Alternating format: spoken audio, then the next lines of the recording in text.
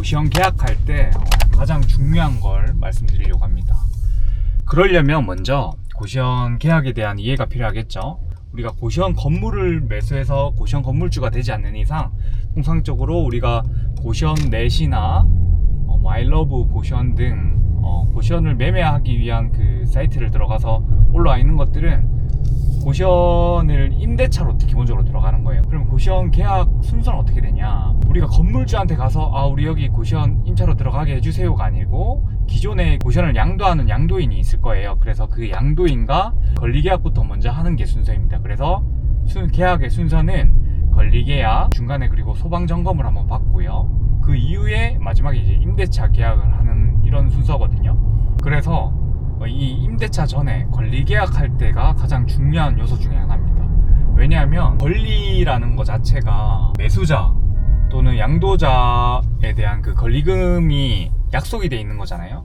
근데 실제로 내가 인수하고 나서 양도할 때의 내용과 다른 경우가 있습니다. 가령 예를 들어서 내가 인수할 때는 순이익이 공실이 5개라고 했는데 권리계약할 당시에는 막상 인수하고 운영하려고 보면 공실이 10개, 15개 이렇게 말도 안 되는 오차가 생길 수도 있는 거잖아요. 그런 경우를 대비해서 권리계약 특약사항이 굉장히 중요해요. 그거는 뭐냐면 우리가 유사시에 권리계약을 그 예비 양수자가 파기할 수 있는 효력을 가집니다. 그런 중요한 디테일한 내용들을 권리계약을 할 때 특약사항에 넣는 게 정말 중요하거든요.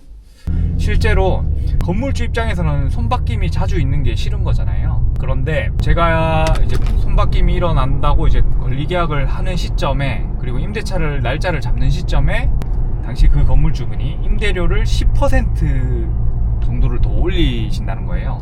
그래서 저는 그 계약을 하지 않겠다 라는 파기를 할 수가 있었어요. 근데 그 파기를 할 수 있었던 이유가 뭐냐, 바로 권리계약서 내에 특약사항에 임대료를 5% 초과할 시 양수자의 의사에 따라 이 계약은 무효로 할 수 있다라는 그 특약 문구를 넣었기 때문에 저는 그 계약을 파기를 할 수가 있었습니다.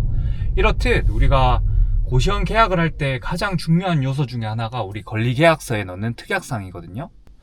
여러분들도 이 점 반드시 유의하셔가지고 유사시에 우리를 지킬 수 있는 계약서를 작성을 하셔야 됩니다. 그래서 반드시 권리계약, 특약, 고시원 계약할 때 가장 중요한 것 중에 하나가 바로 특약사항을 꼼꼼하게 적는 것입니다. 여러분들도